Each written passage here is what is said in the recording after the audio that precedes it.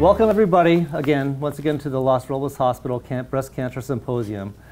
This year we're celebrating our 25th anniversary for this event, and this has always been one of the biggest community outreach programs we have at Los Robles, and we're very proud this year to once again be able to do this despite all the pandemic issues we've all been experiencing. Today, I have the great honor and privilege of being able to discuss radiation with Dr. Stephen Lau.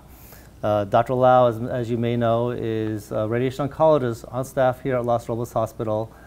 He did his residency or his radiation training at University of Texas Southwestern Medical School at UC San Diego, and did his undergraduate work at Washington University in St. Louis. He's got offices here in Thousand Oaks as well as in Ventura. And he's been an integral component or part of the breast cancer team for a number of years for us. And we're very appreciative of all the efforts and expertise he brings to the table for us.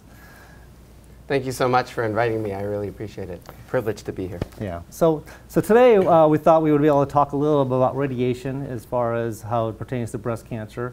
And as many of you know, radiation is considered to be one of the most integral, important components of this whole treatment plan for patients with breast cancer, primarily in women who undergo breast conservation, but even in women who undergo mastectomies, radiation is considered to be an important, very important part of this whole plan. So Dr. Lau, what is the reason why women would need radiation? What is the, I mean, when a woman comes out of surgery and the surgeon comes and tells the patient, you know, I got the cancer, it's all gone and everything looks good, why do they still need radiation? It's a very common question. And so, you know, as you know, the radiation can affect cancer cells that may or may not be there. And after surgery, when all the cancer cells that we can see or feel are gone, we can't see them on imaging, on a mammogram, on an MRI. There's still a chance that there might be some cancer cells left there. And so radiation in this case is an insurance policy. And we know in breast cancer that radiation works best when we're treating cancer cells that we can't see or feel, as opposed to later if, for example, cancer comes back and we're treating something that we can see or feel, radiation isn't as effective. So we like to treat early in the postoperative setting when we can. Well, why can't you just irradiate the tumor into the self? You know, it's not as good as surgery in terms of removing the cancer or eliminating the cancer. And so again, debulking or removing most of the cancer with surgery and treating only cells that we can't see or feel, we know that radiation is the most effective at. Are there situations where you may not want to do radiation after a breast cancer, or is radiation always necessary after surgery?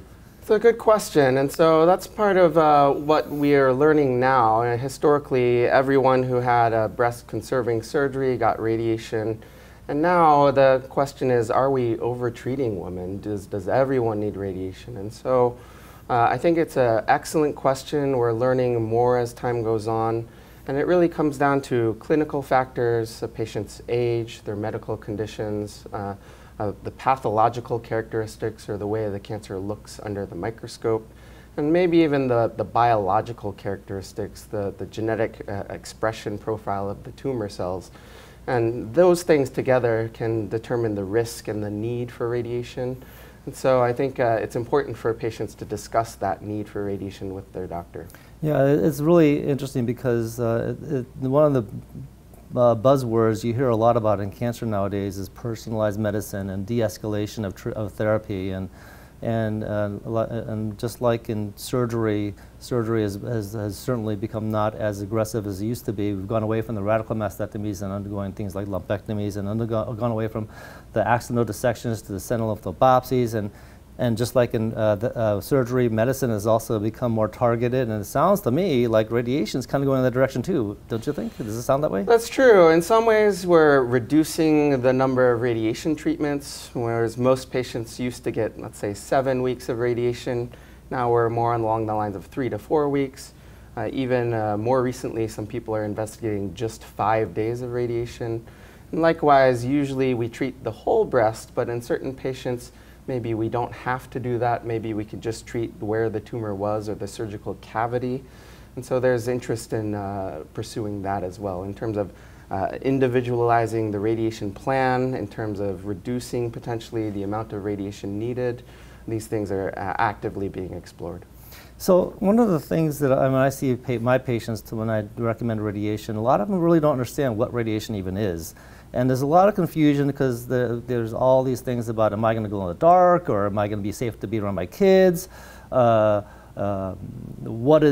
Why shouldn't I think about something? What is the difference between photons or electrons or protons even? And what do you tell patients when they come in with all these questions? Therapeutic radiation has a reputation problem, and most of the public, even some doctors, they don't really know what we do, thankfully, because when you come to see a cancer doctor, that's never good. And so radiation, for that reason, is associated with devastating issues like nuclear weapons, nuclear accidents, and that's not the way therapeutic radiation is. It's very safe and effective. We've been using radiation to treat cancers for more than 100 years. And so in 2021, it's very well controlled.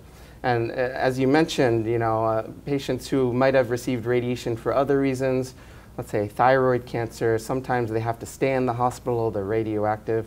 That's not true in general for radiation with breast cancer, where patients are not radioactive. It's safe to be around family or friends, no problem. You mentioned photons and protons and electrons. Most of the country uses photons, which basically amounts to strong X-rays. So if you've had a dental X-ray or a CT or a CAT scan, this is essentially the same thing but stronger when we're using it for therapy. Protons, which is the minority of the country, they use it especially in children when we're treating large volumes. And the main benefit of protons is that the dose is deposited at a certain point in space, the tumor or the tumor bed, and behind that spot, very little radiation is deposited, whereas photons, behind that spot in space, radiation is still deposited. So when we're using a very simple geometric solution for breast cancer, where we're typically treating the whole breast and the exit of the radiation is air, not in the body, the use of protons is a bit more controversial, I would say. I don't have any issue with using protons for breast cancer, but I think it's important to explore that in a clinical trial in terms of the possible benefits and possible risks of proton therapy for breast cancer. And what about electrons? Electrons is a very shallow type of radiation that, like protons, has a defined place where the radiation is deposited, and then behind that point in space, the amount of dose is very little. And so we do commonly use that type of radiation for breast cancer for a second phase, what we call a boost to the tumor bed. But typically when we're treating the whole breast, we don't start with electrons. It's a bit like a poor man's proton. So what is it that these radiation particles, what are they doing to the cancer cells? I mean, people always say, "Oh, you're cooking cancer," but you're not really. Are you really cooking cancer? What is the radiation doing to these cancer cells to kill them? Cells and cancer cells, they are instructed by the DNA in the cell that creates RNA and creates protein that tells a cell what to do. And the radiation of any kind damages that DNA in one way or another. And so at a very basic level, the radiation damages those cancer cells and prevents them from growing and kills them. So is it the primary mechanism for destroying cancer cells breaking apart the DNA within the cells, or actually is the radiation disrupting the cell membrane? Is it developing for example, free radicals with an electron? What is happening here? It works through reactive oxidation. So radiation works through oxidation. And through that oxidation, it damages the DNA. It's a bit nuanced because protons do damage the DNA directly, but photons damage the DNA through oxidation. And so when those cancer cells try to divide with that DNA damage, they can no longer do that because of the damage. But the healthy cells, the remainder of the breast tissue, the remainder of the body can repair that damage. And so they are not affected by that damage. I see. And how, can you maybe go into a little bit of how these, how the radiation is done to help to treat the women with breast cancer? I mean, how do you use like photons, for example, to minimize damage to like the heart and the lungs and so on and so forth? So radiation is delivered through a large machine that we call a linear accelerator. It has an on and off switch. It's like a toaster oven or a garage door. So when we turn the machine on, it's delivering radiation. When we turn the machine off, it's not delivering radiation. And likewise, it plugs into the wall and it uses electricity. And there's a component of the radiation machine that accelerates that electricity and creates radiation.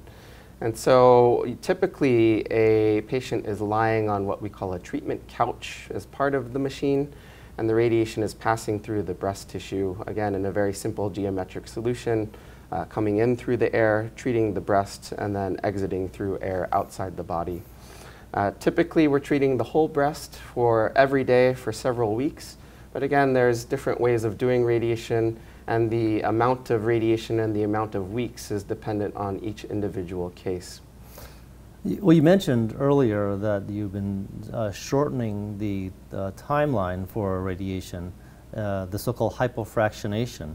What does that mean? So that typically means that we are increasing the amount of radiation delivered each day, thereby decreasing the number of days that the patient has to come for the treatment. And so again, typically before every patient would come for something like 7 weeks, whereas now they're coming usually 3 or 4 weeks, and even as few as 5 days. And what we know based on randomized trials replicated several times, and that means that the patients don't decide, the doctors don't decide, a computer flips a coin and splits patients into 2 groups, one that gets a long type of radiation and one that gets the short type of radiation, that the outcomes are exactly the same. That there's no difference in cancer control and there's no difference in side effects. And so for that reason, when we can, we prefer to use a shorter course of radiation. You asked a question earlier about protecting the heart, and so especially when we're treating the left side of the left breast, we worry about radiation through the heart, because in the long term we know that that can cause cardiovascular disease. And so again, it's a very simple solution. We have the patient take a slow, deep breath in and hold it. And when we do that, that moves the heart and the breast apart from each other by inflating the lung, which is a bit like a balloon, and it creates enough space to safely pass the radiation through. How long does that last? How long do they have to hold their breath for? We typically shoot for 20 seconds, and so most patients are able to do that. When we can't do that, sometimes we'll rely on other tricks to protect the heart. For example, potentially placing a patient on their belly so that the breast droops down, and so we can, again, pass through air instead of the rest of the body. What are the other side effects or issues that people may need to know before they go into radiation? The most common side effects of radiation, besides the inconvenience of having to come every day, is fatigue. They might feel a little tired, and maybe a sunburn-like reaction in the skin that's exposed to the radiation, the breast skin itself. How long do those last for typically? It usually starts in the middle of the treatment, it's worst at the end of the treatment, and it might last a week or 2 after the end of the treatment. I know a lot of my patients oftentimes will say, well, you're giving me radiation, what's my risk for developing more cancers?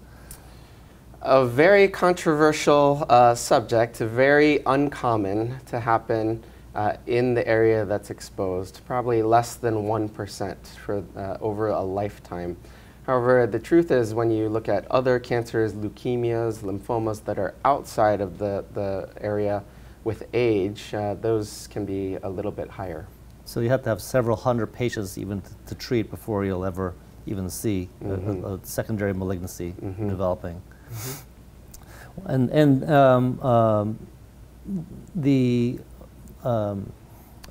what about these side effects as far as fibrosis and tenderness and contracture of the breast? afterwards, long-term side effects? What do you say about those? That can also happen. It was certainly more common in the past. Now, as we've understood how to better deliver radiation, we see that less frequently, but it is possible in the long term. And then one other thing, I guess, to finish things up, you had mentioned that that currently the trend has been to shorten radiation treatment, the so-called hypofractionation. I mean, what are the other kind of what other things are developing within your field of radiation that we can maybe expect to see in the future? I think one of the interesting aspects that we are learning more about is the role of genomic classifiers, that is the genetic profile of the tumor, both for invasive breast cancer and pre-invasive breast cancer, in terms of, again, risk stratifying patients who may or may not need radiation. Another aspect is what we call oligometastatic disease. So this is breast cancer that has gone to another part of the body. In the past, these patients required systemic therapy, chemotherapy, things like that. And now the thought is, can we turn that into a chronic disease like hypertension or diabetes, where if we can eliminate that single or minimal volume of metastatic disease with high dose of radiation, can we put that patient back into remission without chemotherapy? So is, like, for example, for the oligometastatic disease, just as long as we're on that subject, what would be the criteria for someone to be considered a candidate for getting radiation for cancer which they have gotten outside the breast or the lymph nodes? We like to see low volume disease, both in terms of the number of lesions and the size of the lesions. We don't want to see too many spots because that might suggest that there's more that we can't see. So usually we like to see 5 or fewer spots. Anything else that you can think of regarding the radiation and the future directions as far as the breast cancer patients concerned? We touched earlier a little bit on the number of treatments in terms of reducing the number of treatments to 5 days. I think that's an interesting avenue that we're exploring. We haven't discussed internal radiation, so everything we've talked about so far is what I would call external radiation, which is delivered from the outside in with a machine. There's also internal radiation that people are once again exploring in terms of delivering radiation through catheters or seeds just to the tumor bed. That's another interesting area. And then one more area perhaps is the extent of radiation needed. How much of the breast tissue do we have to radiate? How much of the lymph nodes do we have to radiate? Both for patients who don't have lymph nodes involved, to patients who do have lymph nodes involved. If they've had a complete response after chemotherapy before surgery, do we still need to radiate? Or do we not have to? These are all being explored actively.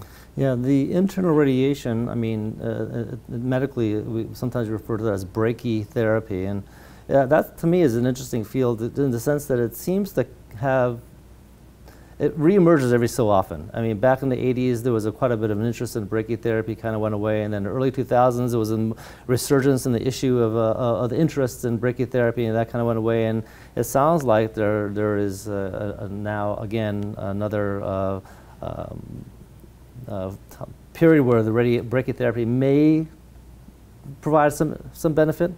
There's some interest in exploring seeds now, so radioactive seeds. So in the past, we used to use catheters that had to be inserted in the operating room. The catheters had to stay in the patient for several days during radiation. So they had to walk around outside of the hospital at home with the catheters in them. So with prostate cancer for men, we in the past have used seeds to deliver radiation internally, where we place seeds into the prostate and the radiation is delivered through those seeds. And now those seeds are being explored for breast cancer as well. And then one last thing before we wrap up. I also oftentimes get inquiries from patients regarding intraoperative radiation. Can you maybe just go over very quickly what that is, what are the benefits, and what are the controversies surrounding it? So intraoperative radiation is the use of radiation during the breast surgery. So as the surgeon is removing the breast tumor, We deliver the radiation in the operating room before the surgical cavity is closed and the patient goes home. So all of the radiation that we just talked about, several weeks, 5 days even, is all done at the same time of the surgery. So the interesting aspect of that is in very low-risk patients, that's probably sufficient. But in the high-risk patients, patients who we might find surprises at the time of surgery, who might need more extensive radiation, that's not sufficient, so they still have to come back for more radiation. And how to handle that intraoperative radiation after the surgery becomes more challenging. Yes. Well, once again, we're very privileged and honored to have Dr. Lau with us, and we really found this session very interesting. And Dr. Lau, as evident, is full of knowledge and insight as far as the breast cancer patient with radiation. Anyone who has any further questions, I'm sure Dr. Lau can make himself available. His contact information will be available through the website at losrobleshospital.com. And once again, thank you very much for joining us. Thank you so much. It's my privilege.